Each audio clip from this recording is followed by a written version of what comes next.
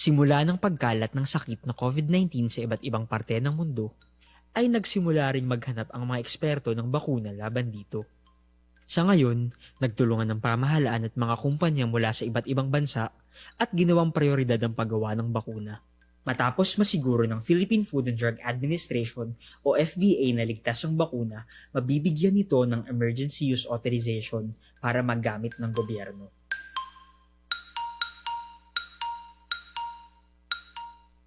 Ang bakuna ay gawa sa hindi na aktibo o inactivated, pinahina o weakened, o mga pinatay na kopya ng buo o piling parte ng pathogen.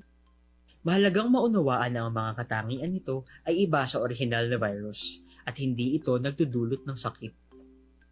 Ang pathogen na sanhi ng sakit ay maaaring isang bacteria, virus, o iba pang microorganismo.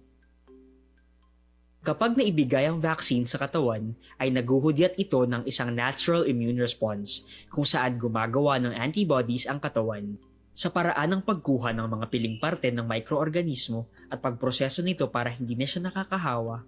Ginagaya ng isang bakuna ang mga pathogen na nakadudulot ng sakit upang ma-stimulate ang natural immune response ng katawan.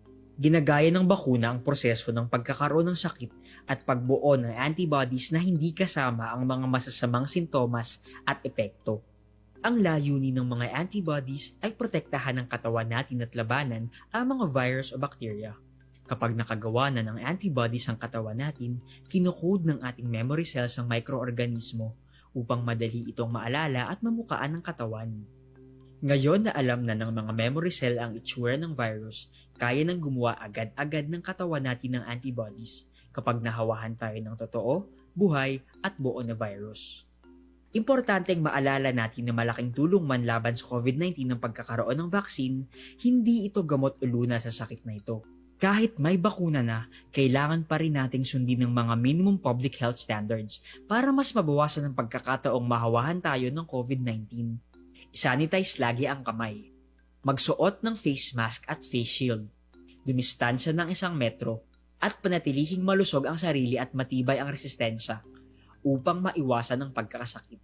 Laging tatandaan, prevention is still better than cure, kaya naman patuloy lamang ang pagsasagawa ng preventive measures. Together, we can beat COVID-19. Together, kaya natin to be the solusyon sa COVID-19. Wala na yatang tatapat sa one and only kong dekalidad. Ligtas maaasahan sa timbang kaya magpa-deliver na. Ang Soleil, Soleil, Soleil, ako sa'yo'y panagkatalaga. Ang Soleil, Soleil, Soleil, tunay ginhawa ang buhay dahil andyan ka, Soleil, Soleil. Tawag na sa 332-1624 o mag-text sa 0938-418-2604 at 0935-317-1797. Soleil, dapat lang safe and reliable.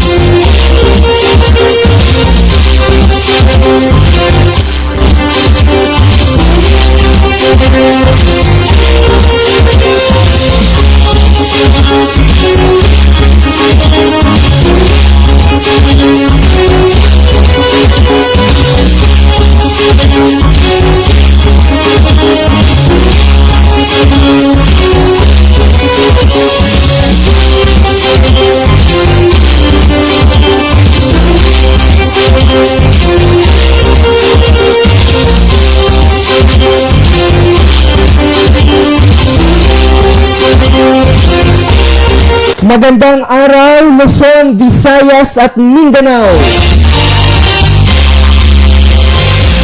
Luzon at Mega Manila.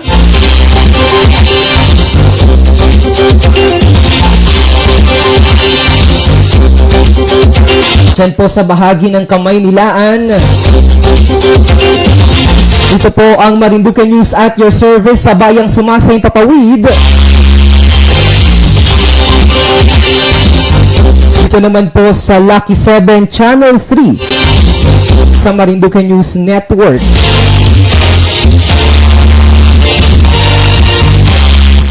At sa Philippine Information Agency Marinduque.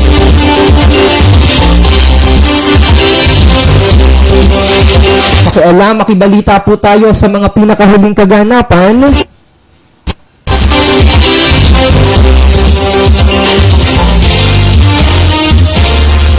Dito naman po sa ating bansa at sa buong rehiyon ng Mimaropa.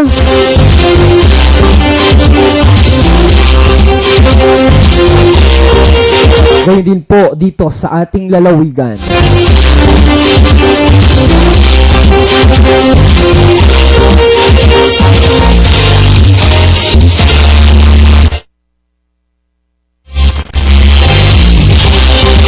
Ito po ang mga balitang nakalap ng Philippine Information Agency Mimaropa.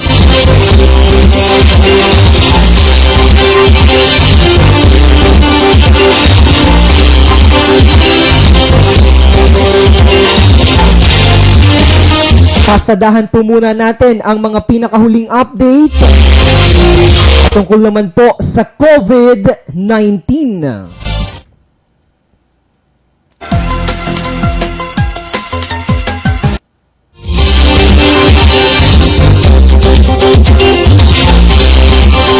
COVID-19 update mula sa Department of Health Mimaropa.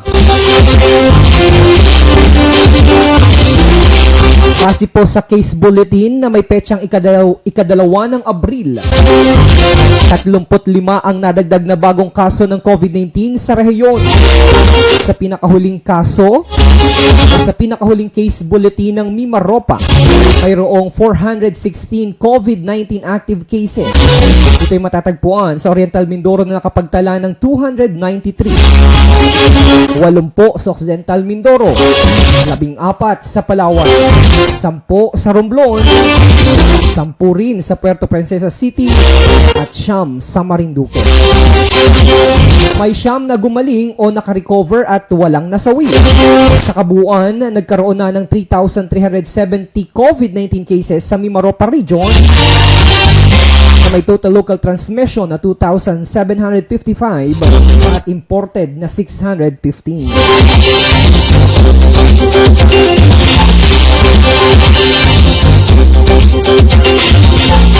Samantala, dito naman po sa Marinduque,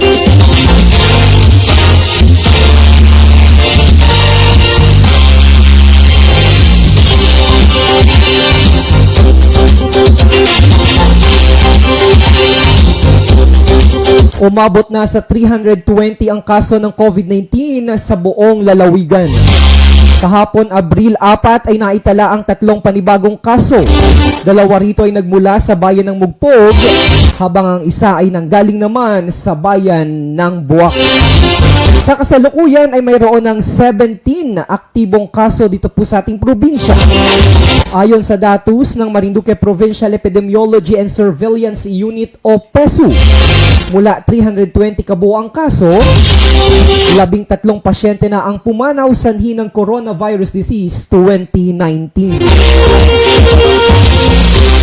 Patuloy naman ang panawagan ng pamahalaang panlalawigan na sundin ang minimum health standard protocol, kagaya po ng palagyang pagsusuot ng face mask at face shield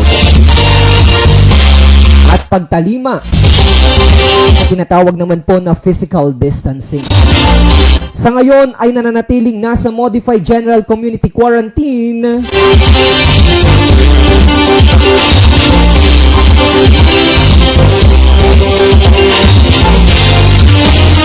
ang atin naman pong probinsya.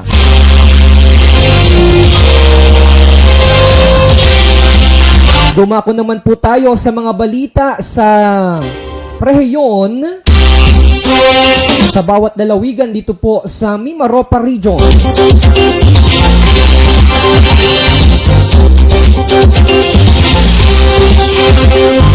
Magtungo po tayo dyan sa Occidental Mindoro.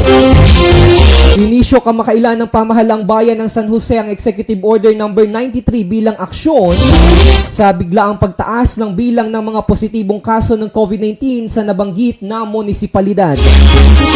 Nakasaad sa Executive Order No. 93 ang pagsasara ng Aroma Beach Resort sa Barangay San Roque hanggang ika-14 ng Abril upang mapigilan ang pagbisita dito ng mga tao. Bawal din muna ang dine-in sa mga restaurant sa Aroma Beach na isa sa pangunahing pasyalan sa San Jose.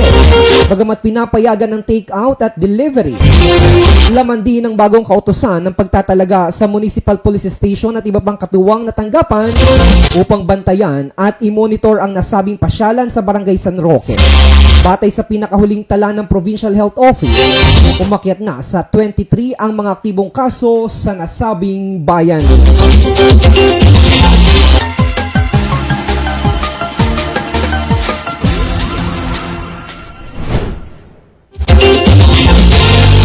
Dumako naman po tayo dyan sa Oriental Mindoro. Tinanggap kamakailan ni Bungabong Mayor Elgin Malaluan ang libo-libong organic milk product mula sa Arla Philippines Incorporated. Ang Bungabong na tinaguri ang Center of Organic Farming in Oriental Mindoro ay napagkalooban ng 5 malalaking truck na puno ng produkto mula sa Arla. Ayon sa alkalde, ang donasyon ay makatutulong sa mga mamamayan ngayong pandemya kung saan kinakailangang palakasin ang mga resistensya at kalusugan, lalong-lalo na ang mga matatanda. Ang bawat tahanan sa Bungabong ay makatatanggap naman ng hindi bababa sa kalahating kilo ng Arla Organic Powered o Powdered Milk ayon sa punong ehekutibo.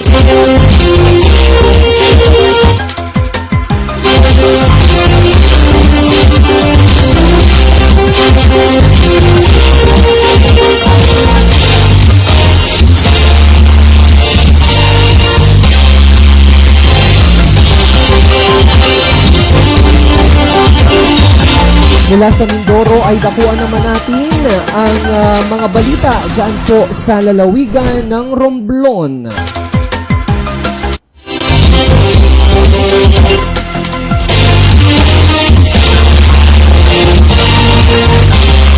Umakyat na sa 38 ang aktibong kaso ng COVID-19 sa probinsya ng Romblon.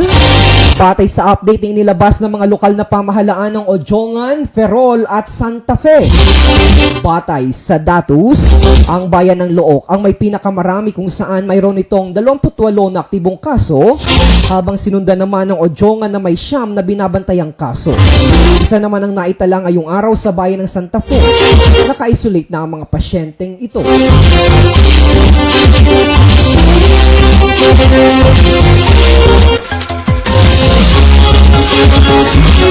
At pumunta naman po tayo sa lalawigan ng Palawan.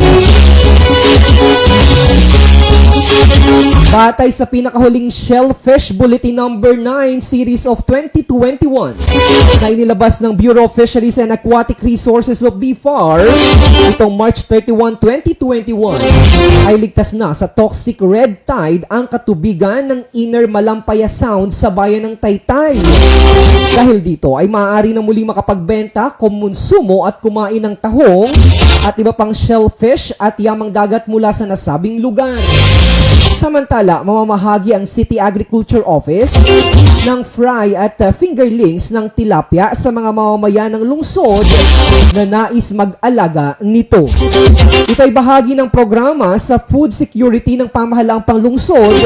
May pinatutupad ng Fisheries Division ng City Agriculture Office katuwang ang Gintong Butil Agri-Farm. At sa atin pong for your information, mga kababayan, huwag kalimutang sundin at isapuso ang 7 commandments sa pampublikong transportasyon upang makasiguro ang inyong kaligtasan habang bumibiyahe. Una, magsuot po palagi ng face mask at face shield.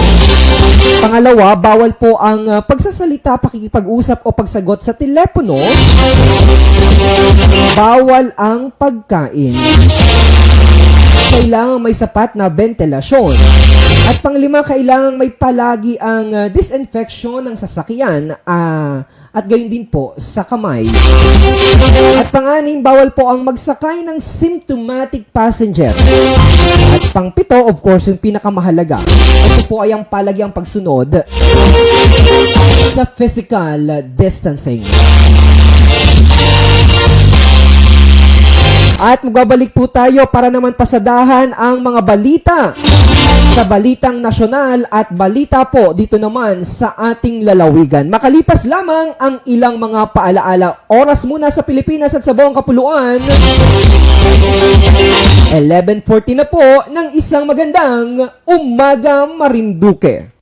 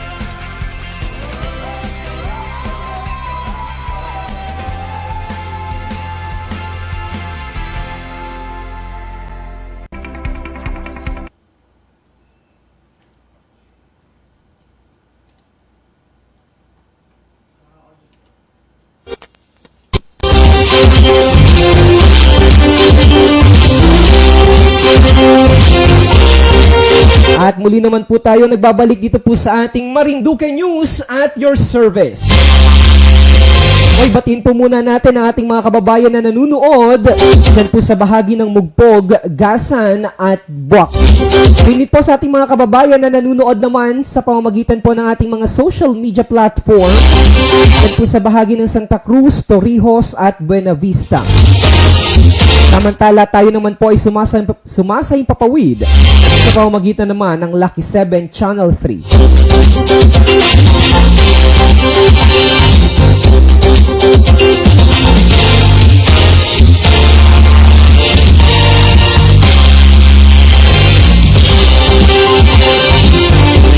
At sa atin naman pong Balitang Nasyonal,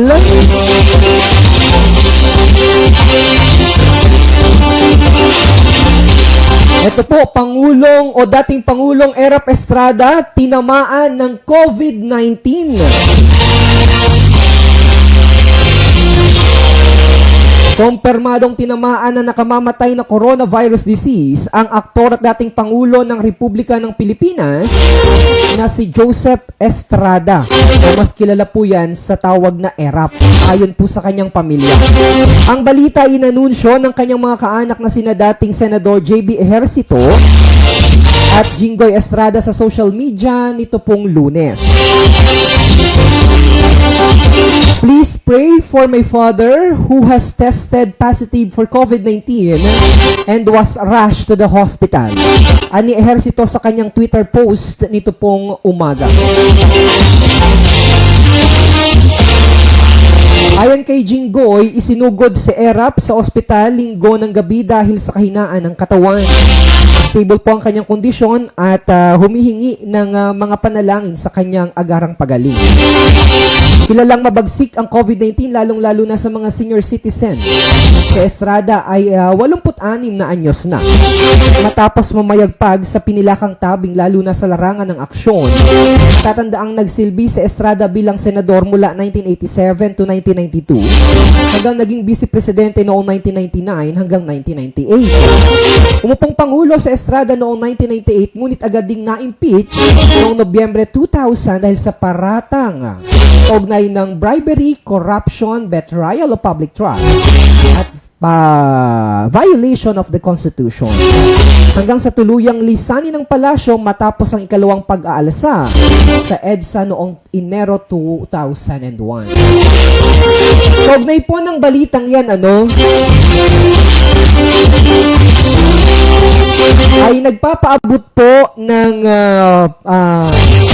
paumanhin. Actually, ito pong balita hinggil po sa ating dating Pangulong Estrada. Ay nung last week pa po ito, Sinama lamang po natin dito sa ating balitaan sapagkat kahapon po ay mayroong kumalat na balita na aniya ay pumanaw na di umano ang dating Pangulong Estrada. At yan po ay na-announce ng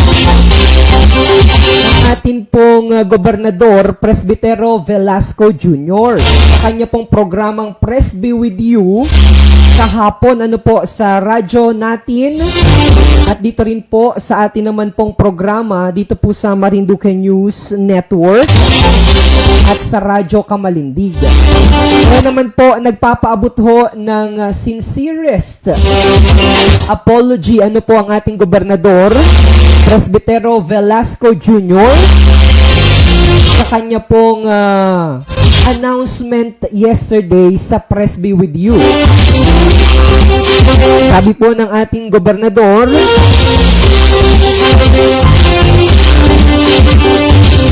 I sincerely apologize.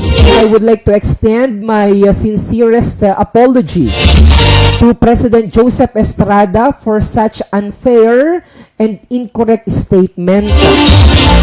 I extend to President Erap our prayers and wish that he gets well soon.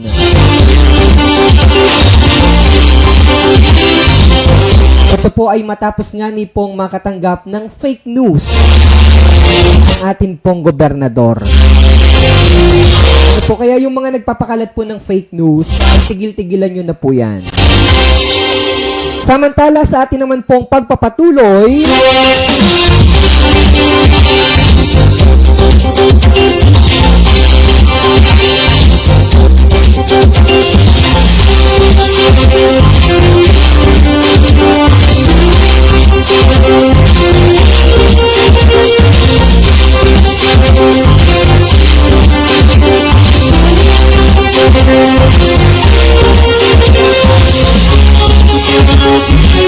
patiin po muna natin yung mga kababayan po natin na nanonood dito po sa ating live feed. Si Evelyn Roldan, good morning sa mga taga Marinduque watching from Hong Kong.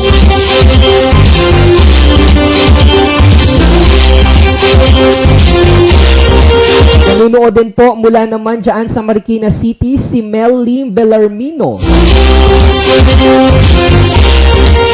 Samantala sa balitang nasyonal pa rin,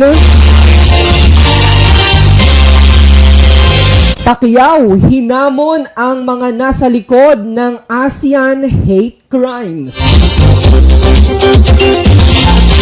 Hindi na nga po napigilan ni 8th Division World Boxing Champion at Senador Manny Pacquiao ang kanyang sarili na hamunin sa laban ang mga gumagawa ng hate crime sa Amerika kontra sa mga ASEAN na nakatira sa naturang bansa. Sa kanyang post, sinabi ni Pacquiao na siya na lamang daw ang labanan ng mga nananakit sa Asyano o nananakit ng Asyano.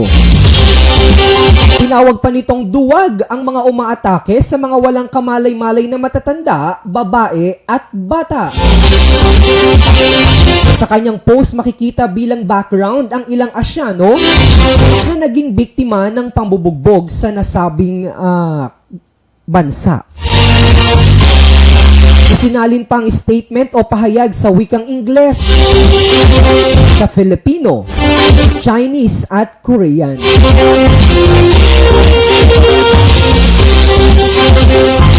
Na mayroon nga pong hashtag na Stop ASEAN Hate. Mabilis namang umani ng suporta ang post ng Pinoy boxing icon kung saan libo-libo na agad ang nag-comment. Gayon din po ang nag-like at nag-share sa loob lamang ng ilang minuto makaraang maipublish o mailathala ito. Maging ang isa sa malapit kay Pacquiao na Filipino sports writer ay minsan na ring naging biktima ng pangharas habang nasa pampublikong sasakyan.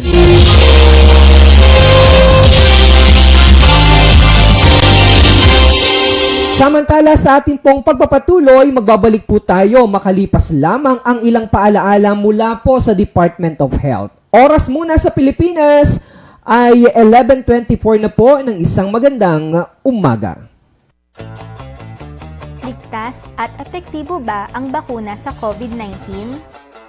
Oo, sinisigurado ng Philippine Food and Drug Administration or FDA na tanging ang mga bakunang may Emergency Use Authorization or EUA o food approval ay garantisadong ligtas at epektibo laban sa pagkakaroon ng malubhang COVID-19.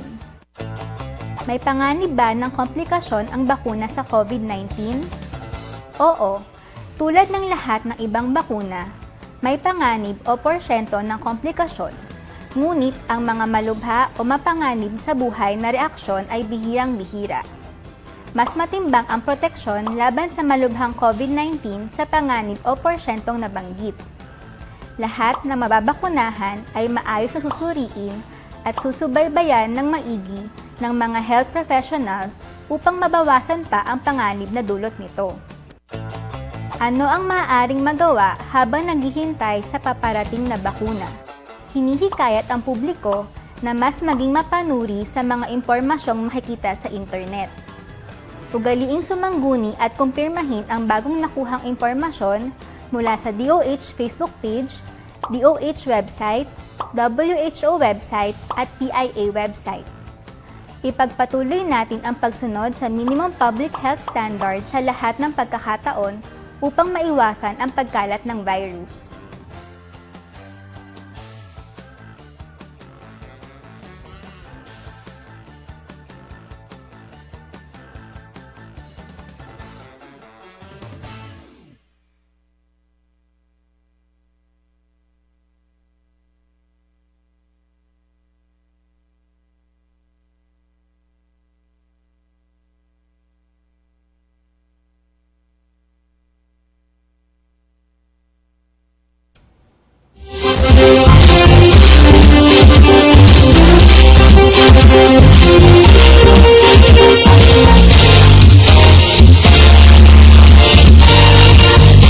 Samantala, dito naman po sa ating lalawigan, mga balita po dito sa ating probinsya. Namahagi ng Educational Fund Assistance ang pamahalaang bayan ng Buwak sa mga piling mag-aaral kamakailan. Ayon kay Mayor Army Carion, umabot sa 100 senior high school students ang nabigyan ng cash assistance na nagkakahalaga ng 3,500 pesos. Ang pamamahagi ng nasabing educational assistance ay alinsunod sa Municipal Ordinance No. 196 Series of 2015 kung saan ay nakapaloob dito na mabigyan ng sapat na suporta ang mga senior high school students sa kanilang pag-aaral. Oy, speaking of Mayor Army Carion, nakita ko po ay nanunood siya ngayon dito sa ating programa. Magandang umaga dyan po sa ating mga kasama sa gobyerno, dyan po sa pamahalaang pambayan ng Buwak.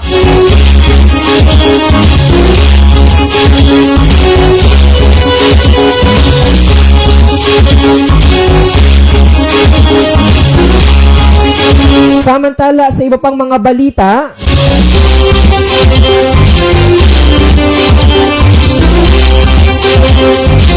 konstruksyon ng 2 tulay sa Gasan sisimula na. Uumpisahan na ang pagpapatayo ng 2 tulay sa bayan ng Gasan. Ito ay matapos pangunahan ni Governor Presbitero Velasco Jr. ang groundbreaking ceremony para sa konstruksyon ng Bahi Bridge at Antipolo Hinubuan Kalong o bridge na pinunduhan sa ilalim ng 20% Development Project Funds ng pamahalang panlalawigan ng Marinduque. Ayon kay Velasco, malaking tulong ang pagpapatayo ng mga tulay upang hindi na mahirapang tumawid ang mga residente ng Barangay Bahi at Barangay Antipolo, gayon din ng iba pang mga motorista. Dagdag pa ng gobernador, patuloy ang ginagawang pagsisikap ng pamahalang panlalawigan sa pagsasakatuparan ng mga programa at proyekto na makapag-aangat ng ekonomiya ng bansa. Aabot sa 12 million ang pondo sa pagpapatayo ng Antipolo Bridge habang 9.9 million naman ang nakalaan para sa Bahi Bridge. Dumalo rin sa pagpapasinaya sina Provincial Planning and Development Coordinator Marian Conanan, Provincial Government of Environment and Natural Resources Officer Rolando Josue, Provincial Engineer Rodil Leal, First District Board Member Adeline Angeles, at ilang mga opisyales ng barangay.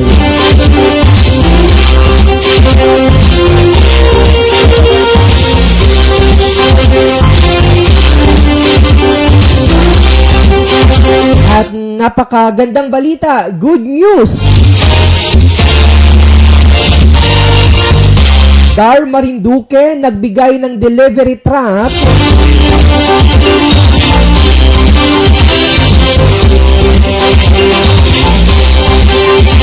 diyan po sa Tanikala ng Pag-asa Multipurpose Cooperative. Isang delivery truck ang ipinagkaloob ng Marinduque Provincial Agrarian Reform Office o PARO sa Tanikala ng Pag-asa Multipurpose Cooperative o MPC kamakailan. Ay sinagawang ribbon cutting at turnover ceremony sa Barangay Tansa, Buwak, Marinduque na pinangunahan ni Buwak Mayor Army Carion, OIC Provincial Agrarian Reform Officer Emma Garniel at Engineer Virgilio Lagi, Chief Agrarian Reform Program Officer ng PARO Beneficiaries Development Division, na sinaksihan po ng inyong lingkod na lugod na tinanggap ni Pacifico Mabato o Mabato, Chairman ng Tanikala ng Pag-asa MPC, ang nasabing brand new Isuzu delivery truck. Ayon kay Engineer Lagi, natutuwa ang kanilang tanggapan sapagkat sa kauna-unahang pagkakataon ay nakapagbigay ng ganitong kalaki at kagandang sasakyan ang Dar Marinduque sa isang Agrarian Reform Beneficiary Organization o ARBO. Aniya ang naturang sasakyan ay nagkakahalaga ng 1.6 million na pinunduhan ng DAR Central Office. I quote, alam naman po natin na napakamahal ng renta ng sasakyan sa pagbibiyahe ng mga gulay o buhay na baboy at iba pang livestock animal mula sa ating probinsya patungo po dyan sa Metro Manila o karating probinsya. Kaya napakalaki po na maitutulong nito sa ating mga benepisyaryo para maihatid ang kanilang mga produkto sa merkado, end of quote, pahayag ni Lagi. Lubos naman ang pasasalamat ng mga miyembro ng Tanikala ng Pag-asa MPC sa kagawaran ng reformang pansakahan sapagkat sila ang napili na mabigyan ng bagong sasakyan. I quote, paano pa po kaya namin pasasalamatan ang DAR? Sisimula't simula pa ay ang DAR na po ang tumulong sa amin para mabuo ang aming organisasyon. Hanggang sa ngayon ay patuloy pa rin po ang intervention nila sa aming grupo. Lubha po namin kailangan ng sasakyang ito dahil dito po isasakay ang mga baboy na ibibenta sa Maynila. Kaya malaki pong kaluwagan para sa amin ang tulong na ito, end of quote, ani Chairman Mabato. Ang Tanikala ng Pag-asa Multipurpose Cooperative ay isang ARBO ng Department of Agrarian Reform sa Marinduque na nabuo noong September 19, 2006. Mayroon itong humigit 1,000 na miyembro at itinuturing na isa sa mga matagumpay na kooperatiba sa probinsya. Noong 2014 ay tinanghal itong kampiyon bilang Best Technopreneurs sa non-category o sa non-core category sa buong rehiyon ng Mimaropa.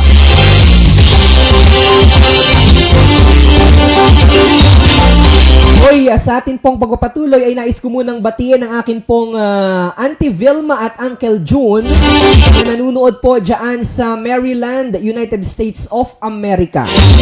Good morning, anong oras na po dyan, Auntie, sa Amerika? Ngayon din, batiin po muna natin kababayan natin na nanunood dyan sa Hong Kong. Si kabayan o si Ate Minalyn Palma at gayon din si Ate Ninette Patetico.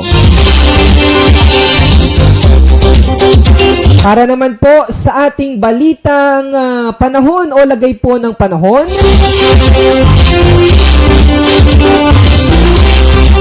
Base po naman ito sa DOST Pag-asa Southern Luzon Regional Weather Forecast. Na-inisyo po kaninang alas 5 ng umaga.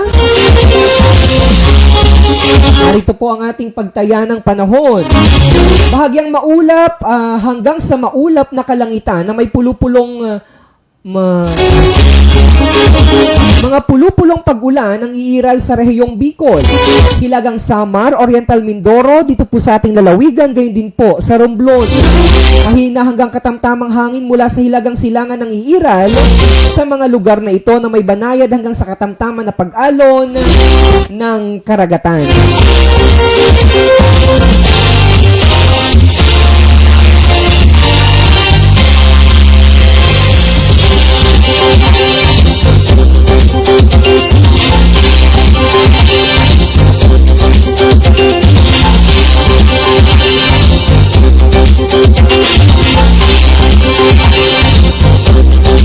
At para naman po sa ating balitang pangnegosyo, M. Luelier Express, Buena Vista Branch. Formal na pong binuksan.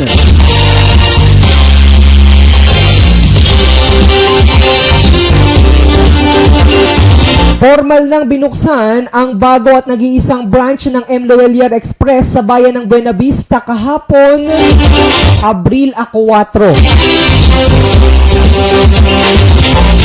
Si Father Christian San Juan, Parish Priest ng Holy Child Jesus Parish, ang nanguna sa pagbabasbas ng pasilidad. Sinundan ito ng ribbon cutting na pinangunahan po ng inyong lingkod. Kasama po sina Mayor Nancy Madrigal at Vice Mayor David Vito. Sa pagbubukas ng M. Luelier Express sa Buena Vista, magiging madali na ang pagpapadala ng pera sa ibang lugar. Gayon din, magiging konvenyente na para sa mga mamamayan ang pagkuha ng perang padala mula sa kanilang mga kamag-anak, kaibigan o kakilala. Lalo't higit, hindi na kinakailangan pang magtungo sa bayan ng Gasan o Buwak ang isang residente ng Buena Vista na benepisyaryo ng anumang ayuda ng pamahalaan kagaya ng Dole Tupad, sapagkat maaari na itong kunin sa naturang Money Remittance Center.